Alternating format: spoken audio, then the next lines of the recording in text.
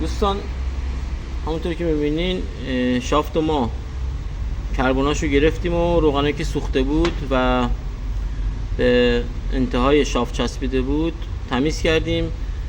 این کربونای به ظاهر ساده که یه سری از دوستان فکر میکنن مهم نیستش تمیز کردنش اینا، ولی خب خیلی مهمه. دلیلش اینه که بالانس شافت رو به هم میزنه و بالانس وزنش رو به هم میزنه و باعث میشه که توربو تو کارکردش هم نویز بندازه، نوسان بندازه و حالا یا توربو صدا بده یا عمر توربو رو خیلی میاره پایین.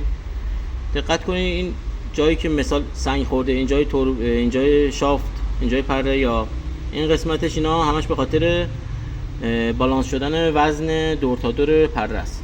پس اون کربونی که میاد این قسمت میچسبه یا اونور میچسبه باعث میشه وزن کلی شافت به هم بخوره و بالانس خارج شه و در نهایت حالا شما لوازم داخل هم که عوض کنین باعث میشه عمرش خیلی بیاد پایین یا حتی میتونه همون روزهای اول آسیب خیلی بد به توربو بزنه و باعث بشه که باز توربو لغو بشه یا روغن بزنه. هم خود شافت بالانس داره، هم پره هوا هم. دقت کنین مثلا این قسمتش اگه ببینین اینجا یه مقدار خیلی کمی سنگ خورده و وزن دور تا دورش بالانس شده. یا از پشت بهتون نشون بدم، این قسمت اینجا سنگ خورده، وزنش بالانس شده. انقدر توربو حساسه که مخصوصا توربوهای کوچیک دورشون تا 120,000 دور در دقیقه میرسه.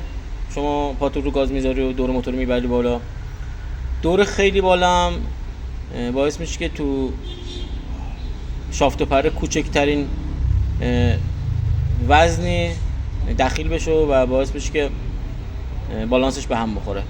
انقدر حساسه که حالا من بهتون نشون بدم.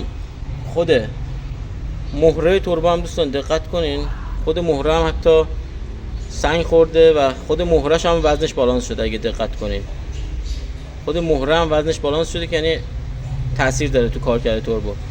پس جدی بگیرین و حتما کربونا رو تمیز کنین و بعد حالا کیتش تعویض کنین و توربو رو نصب کنین روی کار.